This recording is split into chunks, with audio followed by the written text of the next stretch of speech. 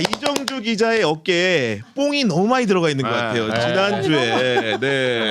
이게 뭐 저도 쿠팡에서 뭐 사서 하나 왔어야 되는데 꺼드럭 진짜. 꺼드럭. 너무 멋있어요. 이거 제 어깨예요. 아니 많은 분들이 호남 지역에서 김민석 후보가 그 많은 표차로 이길 거란 예상은 했는데 전북 지역에서는 좀 어떻게 될지를 두고는 갑론을박이 있었는데 우리 이정주 기자가 전북에서도 제가 말씀드립니다. 전남 광주보다 더 이깁니다. 이런 취지로 말했는데 실제로 그런 결과가 나왔어요. 네. 밥 먹으면 배부른 뭐 이런 소리 아닙니까? 아니 뭐 좀 죄송하긴 한데 오늘 구 기자님 모르셨어요 혹시? 진짜. 저는 알았지만 내심의 의사를 표시 못했는데. 남대수다.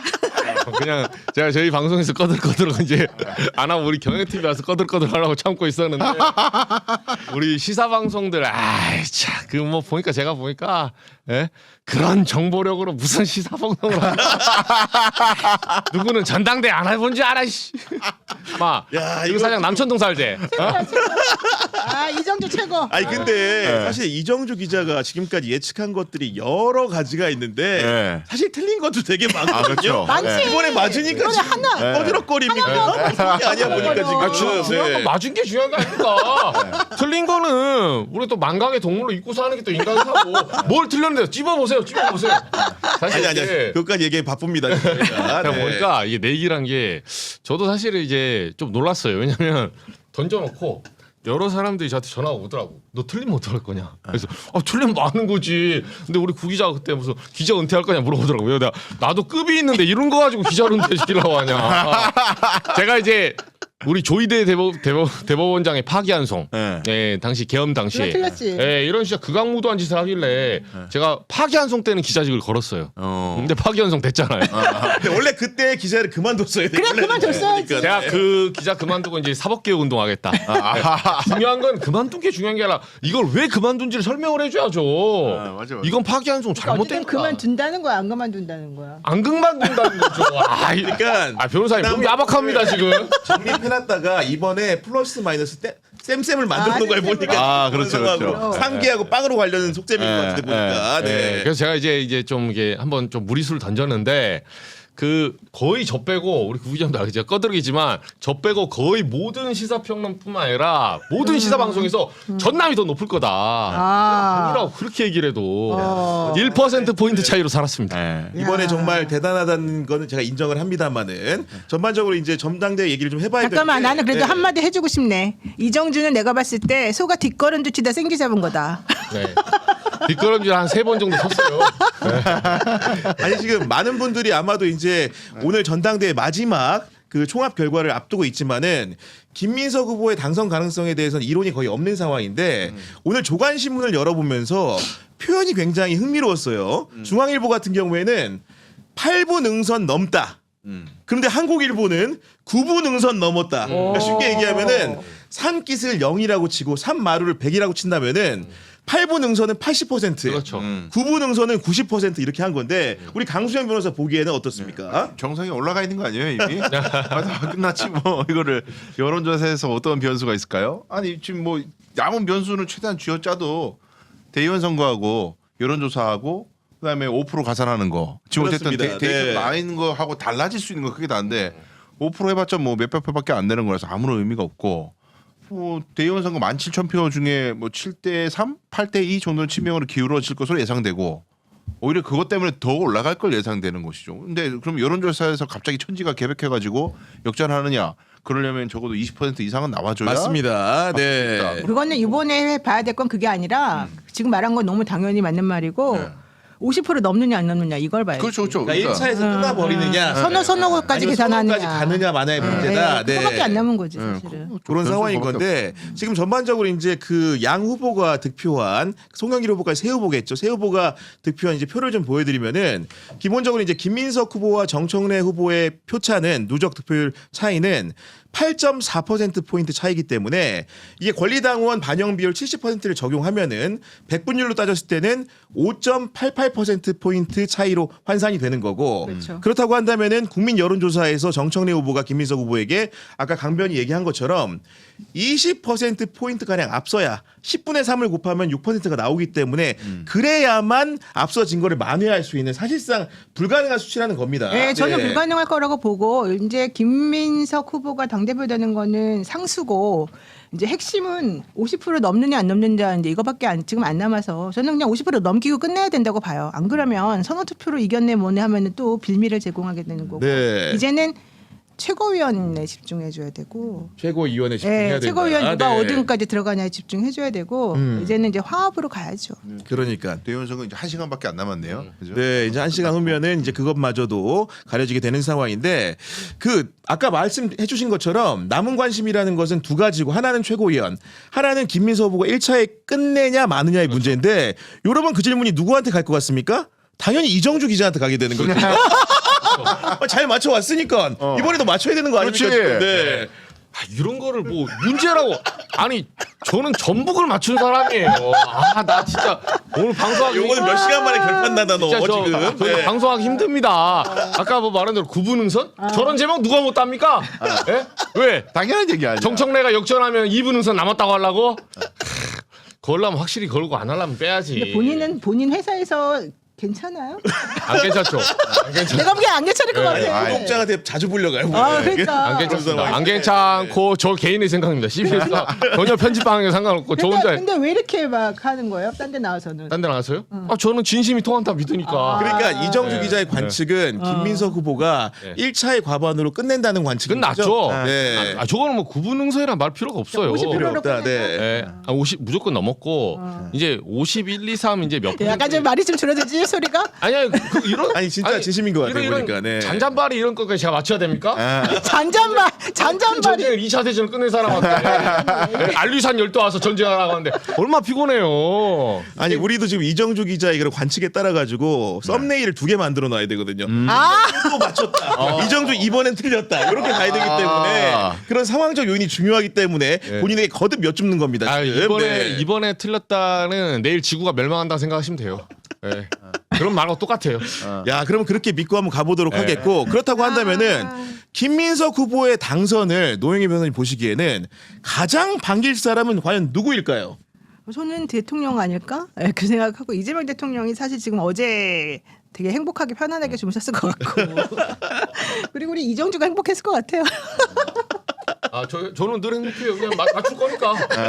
저는 그거 맞춘다고 행복하지 않아. 왜냐면 이미 알고 있었어요. 저는. 아 정말. 아니 근데 전당대회가 이제 끝나면은 국정 지지율이 사실은 여러 지표상 좀 많이 내려오고 있는 상황인데 실제로 반등의 모멘텀이 만들어질 거라고 보십니까? 당연히 그렇죠. 네. 오늘 뉴스 공장 보니까 더 떨어질 거라고 우려를 하더라고요.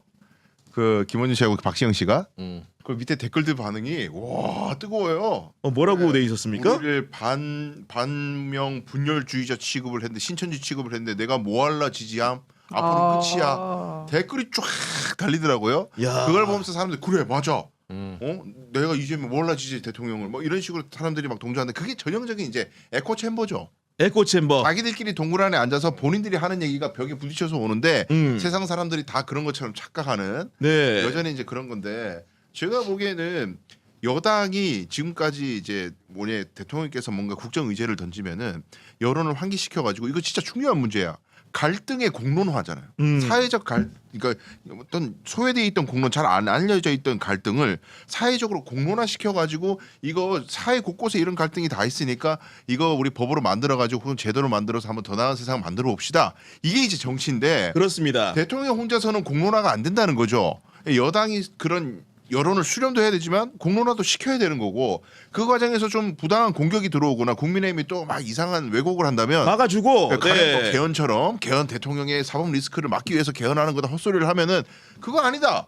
라고 이제 여당이 역할을 버퍼 역할을 해줘야 되는데 지금까지는 버퍼 역할보다는 유시민 작가 같은 사람이 나와가지고 정계 개편을 하려는 것 같다. 그거 맞는 것 같아. 이재명 네. 대통령이 무슨 의도인지 모르겠지만 뭘 하려는 것 같아. 이러면 듣는 사람들 듣기에 그래 다 저 사법 리스크 때문에 그러는 거야. 공소취소 거래설 이렇게 됐잖아요. 근데 그런 사람들이 이번 기회에 싹 좀 이제 썰물처럼 빠져나가고 대통령이 국무회의에서 의제 설정하는 걸 좀 관심 있게 부동산이면 부동산 주식이면 주식 뭐 교육이면 교육 이런 진짜 정치의 영역이 네. 여당에서도 활발하게 의제 설정이 되고 논의가 되고 여론 형성도 되고 또 막아주고 예를 들면 ISA 통장 이거 난리 났잖아요. 사람들은 난리가 났는데 뉴스를 쳐다보면 나면 관심이 없는 것 같아요. 아, 네. 아니 뉴스 봤더니 다 전당대회 얘기야. 우리는 지금 직장인들 전부 다 ISL 통장 때문에 난린데 어떤 자식이 이따위를 한 거야. 막 화가 나 있는데 아무도 관심이 없는 것 같아. 네. 그러면 대통령 지지율도 내려가고 민주당 지지율도 내려가는 거죠. 근데 이게 이제 바뀌어가지고 여론에 즉각적으로 반응하는 여당과 청와대가 되면 당연히 올라갈 수 있는 거죠. 그러니까 이런 상황 속에서 아무래도 이제 정부 여당과 청와대 일치, 당청 일치를 바라는 목소리들이 권리당원의 표심으로 발휘되지 않았을까라는 추측을 좀 해보는데 우리 이정주 기자가 지난주 토요일에 네.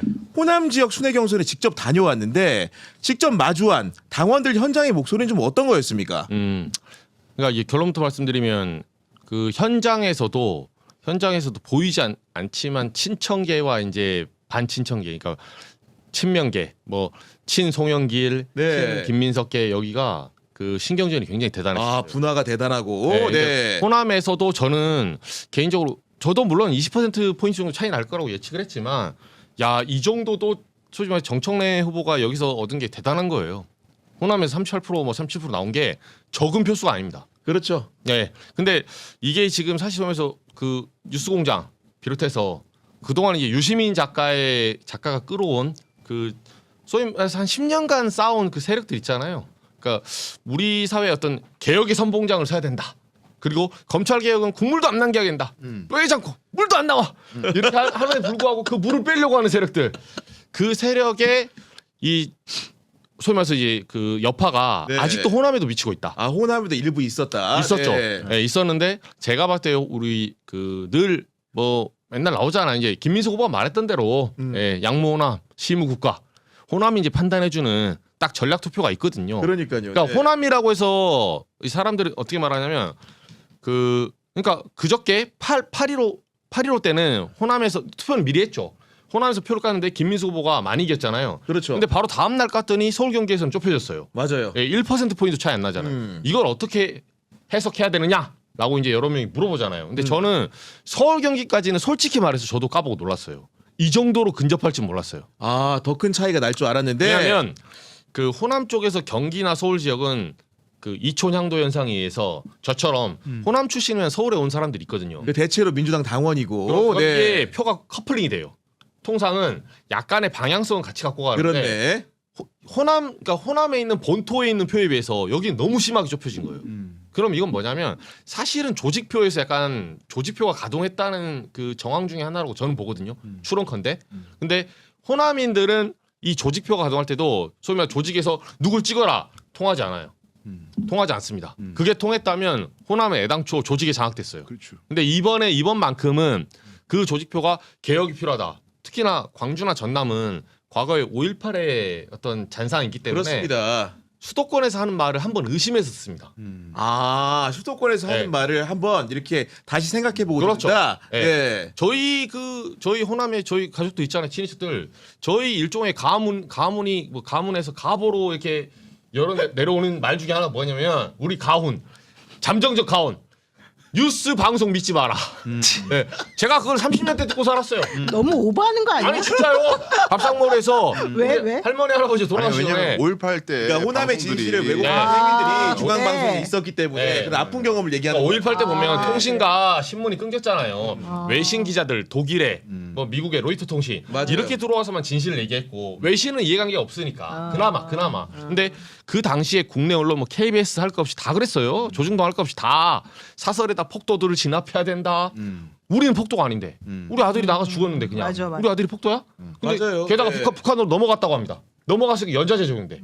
그런 식의 약간 낙인 효과가 있었기 때문에 호남인들이 그 가지고 있는 본능적인 그 약간 이제 진실을 파헤칠 비판적 정서가 있어요. 그러니까요. 그래서 그거를 자기 머리로 생각하지 남의 말을 믿지 않습니다. 그래서일 거예요. 사실은 이제 이 표를 통해 보여드릴 텐데 김민석 후보가 이제 전체 권리당원의 33%를 차지하고 있는 호남권 투표에서 57.54% 투표수로는 13만 9,307표를 얻어가지고 과반 득표를 했고 정청래 후보는 불과 32.65% 7만 9,033표를 얻는데 그쳐가지고 두 사람의 득표율 차이가 무려 24.89%포인트 차인데 이거 노 의원님 작은 숫자가 아니지 않습니까? 아 이건 엄청난 네.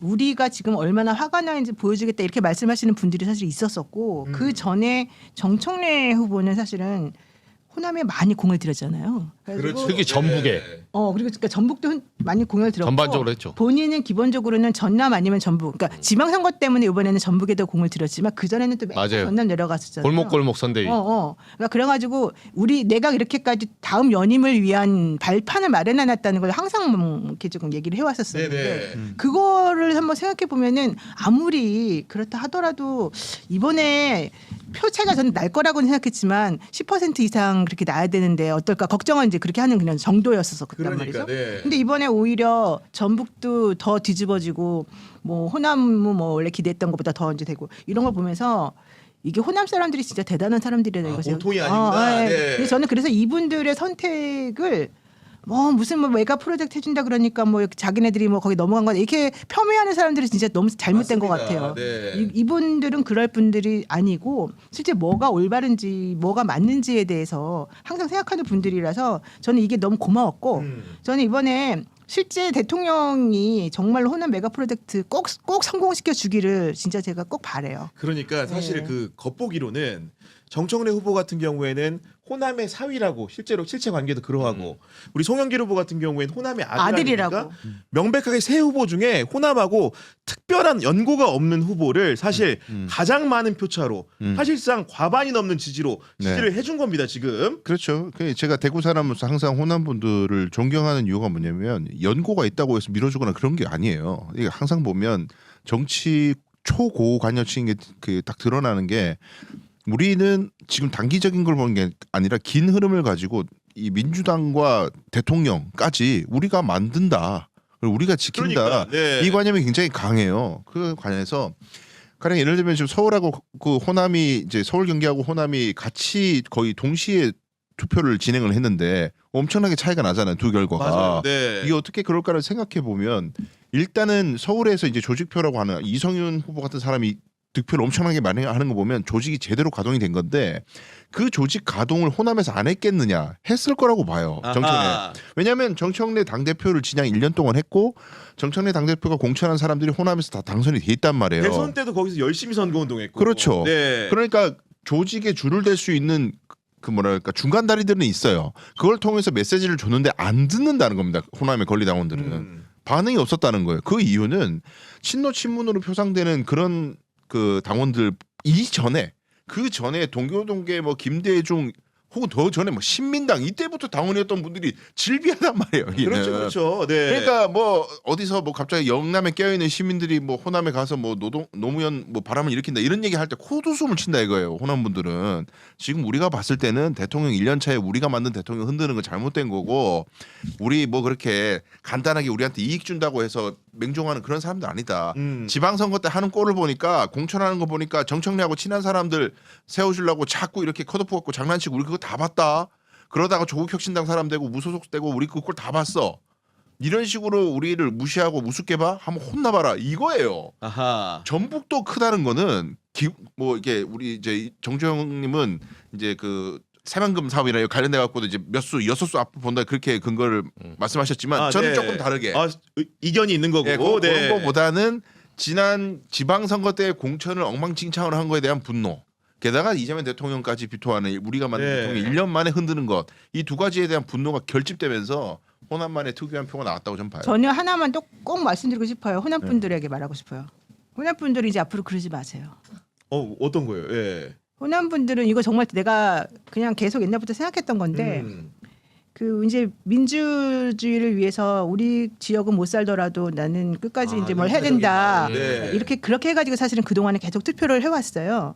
그런데 예컨대 그러다 보니까 뭐가 있느냐면 어차피 니네는 사람 수도 적고 니네는 어차피 영향력도 점점 줄어들고 있고 근데 니네 지역이 표방하는 이런 정당이 정권을 잡기 위해서는 영남권에 있는 후보가 나와서 대통령이 되어 주어야지만 돼. 아하, 그러니까 네. 호남권 출신에 있는 사람을 뽑지 말고 어쨌든 연남권에 있는 사람들이 항상 우리가 후보로 밀 테니까 니네가 계속해서 표를 줘. 이게 사실 그동안에 저는 표심이고 그쵸. 행동했다고 맞아요. 네. 보거든요. 근데 그거 그렇게 열심히 몇십 년을 해왔더니 결국 뭐가 됐느냐. 미안한 말이지만 호남은 계속 점점 낙후되고 호남은 점점 신경 안 써도 알아서 자기네들이 올바른 판단해 주는 곳이고 이제 호남은 뭐 그러거나 말거나 나는 우리 영남만 신경 써야지 대구만 신경 써야지 경상도만 신경 써야지 이런 마인드가 점점 사람들 마음에 막 올라가는 것 같아요. 근데 저는 그거 매우 부적절하다고 생각하고 매우 이제 그렇게 하면 안 된다고 생각을 하는데 이번 투표를 또 보고 딱 느낀 거잖아요. 이번에도 사실은 호남 분들이 저는 이 표를 준 거는 대통령 흔들지 말아라. 그 얘기예요. 우리가 네. 만든 대통령을 니네들이 왜 자꾸 장난치면서 흔들어 대가지고 결국에는 이 정권이 또 제대로 못하게 만들려고 하느냐. 우리는 사실은 당신이 섬에 사실 이재명 대통령을 호남 분들이 막 아주 좋아한 것도 아니었어요. 그렇죠. 과거에 그렇잖아요. 그런데도 불구하고 그분을 대통령 후보로 민주당에서 밀고 만들었고. 그러니까 네. 내가 찍어주고 그 사람 열심히 잘하기를 바라는 마음에서 저는 이번에 그렇게 표를 찍었다고 당대표 생각하거든요. 선거에서도. 네. 근데 맨날 이런 식으로 하다 보니까 사람들이 전부 다 나는 호남을 이용하기만 하는 것 같아. 그래서 그 착한 마음 몰라요. 이제 다른 데도 다 착한 마음이긴 하겠지만은 저는 호남 분들 그렇게 살지 말고 앞으로는 그냥 좀 자기 거 좀 잘 챙기면서 살았으면 좋겠다. 근데 이런 것들이 사실은 김민석 후보가 이제 이재명에 관하여라는 책에서 본인이 가장 좋아하는 표현으로 시대 정신이라는 말을 꼽았거든요. 그렇죠. 그러면서 그 책을 보면은 이렇게 말을 합니다. 정치도 본질은 결국 시대 정신이라고 생각을 합니다. 국민이 바라는 시대의 흐름을 읽고 받들고 따르고 나아가 만들어가는 것. 그런 정치를 하면서 지도자도 만들어집니다. 결국은 호남의 선택이라는 것이 시대 정신에 부합하는 방향으로 선택이 되었다. 이렇게 볼 수 있는 거 아니겠습니까? 그게 제일 중요하죠. 그러니까 저는 늘 말씀드리지만 이번에 아까 강변이 말한 대로 그 단순히 사람들이 그러니까 지금 이 평론은 어떻게 하냐면 특히나 국민의힘 쪽 사람들 있죠. 특히 친한계 방송에 다 친한계밖에 없어요. 나오면 아주 그냥 고사를 지냅니다. 정청래 돕는다고. 정청래가 됐으면 좋겠다. 이 정도면 엄청나게 선방한 거다. 어떻게든 이재명 정부 다리 하나 몽댕이 부러뜨려가지고 어떻게 한번 꺾어보려고 아주 난리를 쳐요. 놀부심보로 놀부심보. 예. 아니 저는 잘 모르지만 모르는데 왜 정청래 빕니까? 모르는데 논평은 다 정청래 후보 쪽이야. 아무 근거도 없이 정청래 이길 거다. 다 틀렸잖아요. 근데 이게 이제 본인의 이해관계가 마각끼니까. 근데 사가 끼니까. 사각끼니까 본인의 사익이 끼니까 하는 건데 그렇지. 문제가 뭐냐면 저도 그 동의하지만 호남 반도체 클러스터 줬다고 해서 뭐 전남에서 높게 나올 거다. 이거 천만의 말씀이에요. 호남 사람들이 그거 준다고 그러지 뭐 않아요. 표 주고 그거 안 주면 표 안 주냐. 그러면 노무현 대통령 만약에 과거 2002년 후보 경선은 어떻게 네. 설명할 거예요? 노 대통령이 그때 뭐가 있어서 뭘 줄 수 있는데요? 그러니까 예, 혈혈단신으로 뭘 줄 수 있는데요? 그게 아니라 호남인들이 아까 말씀하신 대로 노변이 말씀하신 대로 방어적 그 소위 말해서 방어적 지역주의가 있어요. 솔직히 말하면. 저항적 지역주의라고도 하죠. 예, 저항적으로 우리가 고립되는구나. 우리만 지금 그러니까 스페인 보면 카탈루냐 지방처럼 바르셀로나 늘 고립되듯이 왜냐면 정부군이 들어와서 맨날 이렇게 학살한 어떻게 경험이 되는지 알 수가 없으니까 예. 예, 불안하고. 예, 예. 거기에 대한 소수자 심리가 있거든요. 그러다 보니까 매번 이제 선택을 할 때 예를 들면 이거지. 엄마 아빠가 너 짜장면 먹을래 짬뽕 먹을래 탕수육 먹을래 하면 그냥 어린 아이는 짜장면으로 하면 돼. 아니면 나는 탕수육 하면 되는데 내가 탕수육을 그러면 엄마 아빠 기분이 나쁘니까 오빠는 눈치를 이거 보는 거죠. 네, 네. 그럼 나는 지금 봤을 땐 짬뽕이 낫겠네. 이렇게 이제 그 어린아이로 보면 정말 슬픈 감정이죠. 나는 사실은 탕수육 먹고 싶어.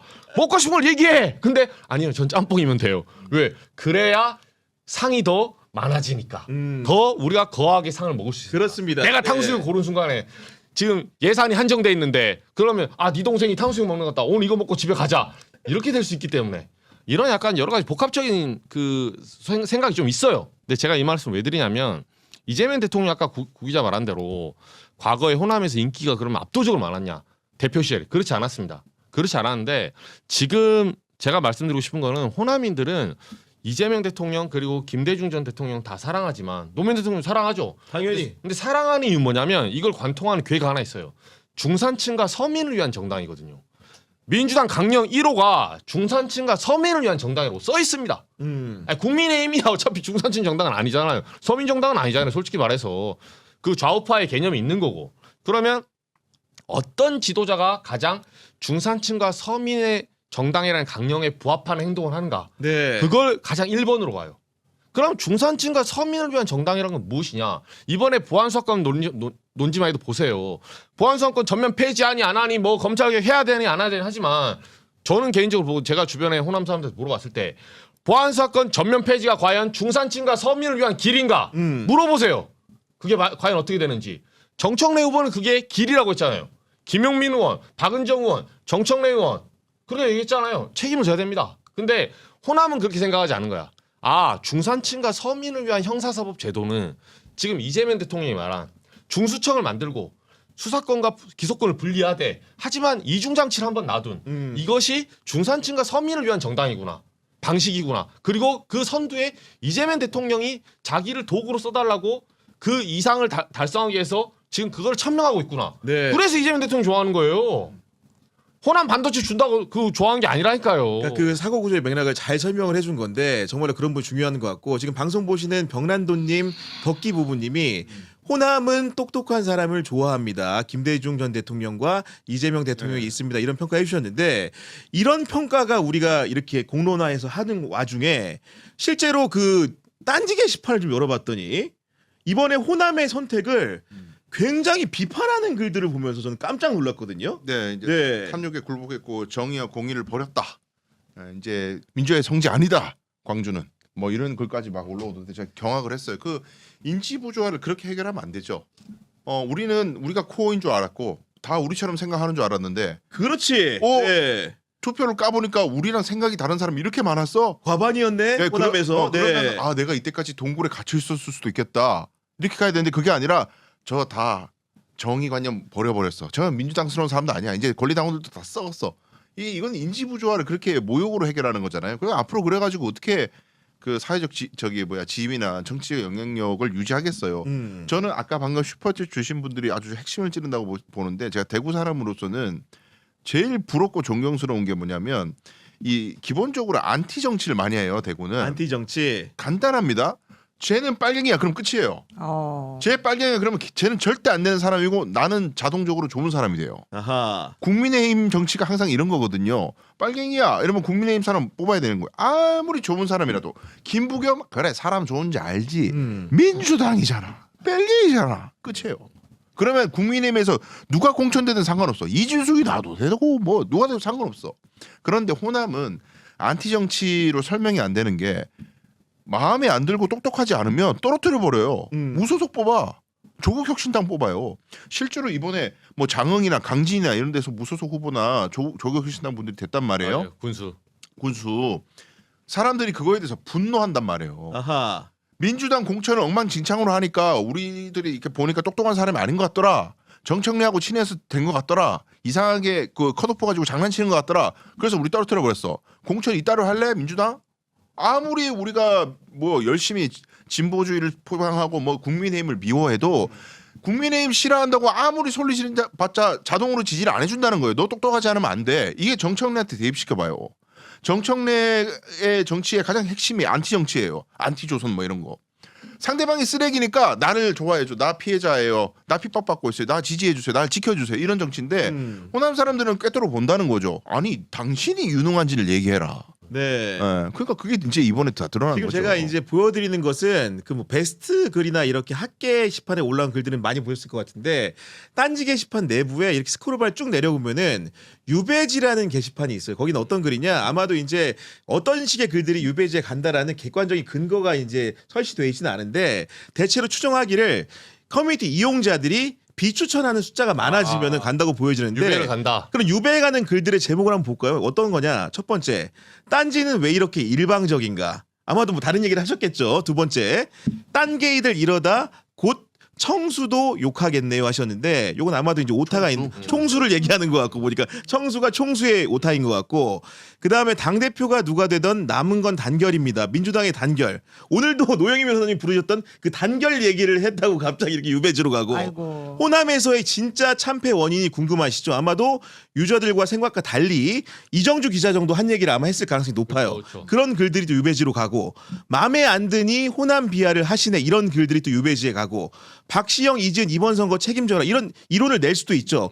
이런 글들이 유배지에 가는 현실과 그런 아까 호남에 대한 비판 글들이 네. 겹쳐진다는 겁니다 지금. 그렇죠. 네. 그렇죠. 그러니까 일방적인 통로로 지금 저렇게 활용되고 있고 저 글들이 유배지로 간다는 것 자체가 그러니까 물론 뭐 내부 이제 게시판 기준이겠죠. 근데 저러면 기본적으로 저 속에 들어가서 게시판에 들어가면 확증 편향이 이제 확대될 수밖에 없어요. 그렇죠. 그러니까 호남에 대한 표심도 딴지 게시판에서는 잘못 관측한 거예요. 그러니까 저 안에서 호남을 사고하는 거야. 그렇죠. 네, 실제 호남을 만나는 게 아니라. 그렇죠. 그리고 네. 몇몇 호남분들이 참치 호남분들이 들어와서 내가 호남이다.